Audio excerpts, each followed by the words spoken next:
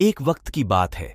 एक बहुत बड़ी कंपनी थी और वह कंपनी बहुत ही घाटे में चल रही थी। इस बात से उस कंपनी का मालिक और उस कंपनी के सारे एम्प्लॉइज बहुत परेशान थे, क्योंकि जब कंपनी की तरक्की नहीं हो रही थी तो उनकी भी तरक्की नहीं हो पा रही थी। अब उस कंपनी के सारे लोग इस बात से परेशान थे कि आखिर किस वजह से हमारी कंपनी की तरक्की रुक सी गई है। सारे लोग उस वजह को ढूंढने में लगे थे। तो एक दिन उस कंपनी के मालिक ने सभी एम्प्लॉइज की टेबल पर एक लेटर रख दिया। जब सारी एम्प्लॉइज ने उस लेटर को खोलकर देखा तो उस लेटर में लिखा हुआ था कि वो इतने दिनों से जो हमारे कंपनी की तरक्की नहीं हो पा रही थी, इसका वजह हमारी ही कंपनी का एक इंसान था जिसकी आज मौत हो चुकी है, और हम सब लोग उस इंसान के फ्यूनरल पर अभी जा रहे हैं। सारे लोग रेडी हो जाओ। जब सारे एम्प्लॉइज ने वह लेटर पढ़ा तो एम्प्लॉइज को खुशी तो बहुत हुई कि जिस इंसान की वजह से हमारी कंपनी की तरक्की नहीं हो पा रही थी, अब वह इंसान इस दुनिया में नहीं रहा और अब हमारी कंपनी फिर से तरक्की करने लगेगी।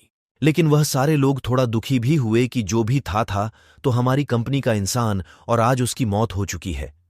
तो उस कंपनी के मालिक ने सारी एम्प्लॉइज को एक जगह जमा किया और वह सब मिलकर उस इंसान के फ्यूनरल पर गए। और वहां पर एक बड़ा सा हाई नल था और उस हाई नल के बीच में एक कॉफिन रखा हुआ था। अब उस कंपनी के सारे एम्प्लॉइज एक एक करके उस कॉफिन के पास जा रहे थे और उस इंसान को देख रहे थे। सारे एम्प्लॉइज यह देखने के लिए उत्सुक थे कि आखिर वह इंसान कौन था।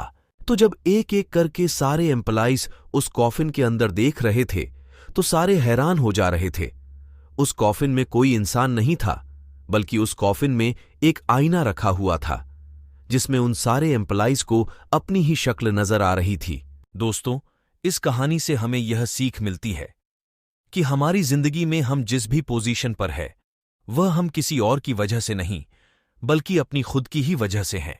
हम बहुत सी बार अपनी परिस्थितियों को दोष देते हैं, मजबूरी को दोष देते हैं, लेकिन हम यह नहीं सोचते हैं कि आज हम जो मजबूर है, यह आज हम पर जो हालात है, वह भी हमारी खुद की ही वजह से है। हम हमेशा अपने काम को कल पर टालते रहते हैं। काम करने का भी मूड नहीं है।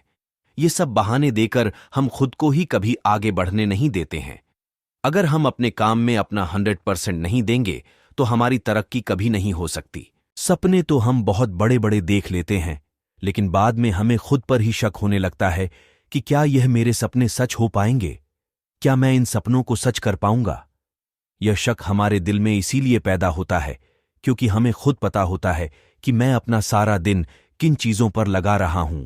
हमें रोज रात में दोषी महसूस होता है कि मैं आज का दिन भी बर्बाद कर दिया, वेस्ट कर दिया और काम के नाम पर कुछ नहीं किया।